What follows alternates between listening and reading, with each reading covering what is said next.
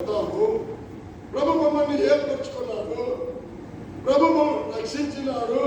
మరి మనం చేసేది ఆ చిన్నది ఆ సువార్త చెప్తే ఇప్పుడు కథ చాలా మందికి తెలుసు. ఆయన ఇజ్రాయెల్కి వెళ్ళాడు, ఎలిసే దగ్గర కలుసుకున్నాడు. ఎలిసే ఏమన్నాడు, పోయే యోర్దాను నదిలో 7 సార్లు మునిగిపోన్నాడు.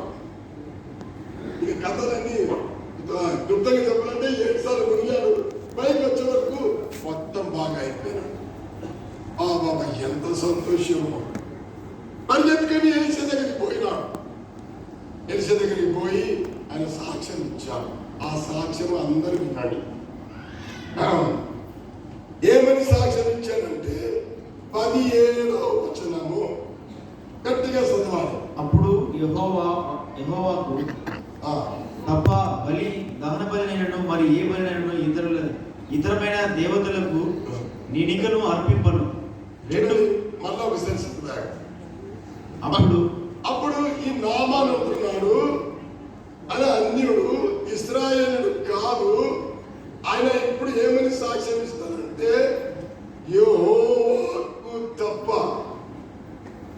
ఏ దేవతలకు కానీ ఎవరితే కానీ ఇంకా నేను బలి అర్పించాను. Is God. సేనాధిపతి అయిన సెంచురియన్ పెద్ద సేనాధిపతి అంటే రాజు దగ్గర ఏముండదు, అంత ఫీలే. Is a king. ఏమంటున్నాడు?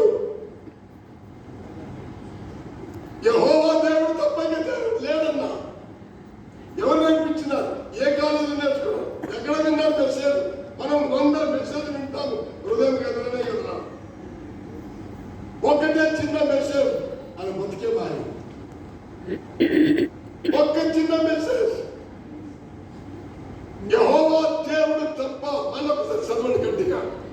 అప్పుడు యెహోవాకు తప్ప. అప్పుడు సేనాధిపతి ఏమంటున్నంటే యెహోవాకు తప్ప దహన బలినైనను మరి ఏ బలినైనను ఇతర దేవతలకు నేను అర్పింపను. What a decision. Spot decision. His life has been changed. అలా బతుకు మారిపోయింది. దానికి కారణము ఎవరు? చిన్నది ఆదరణ చెప్పుటకు ఎవరు కారణం? తల్లిదండ్రులు.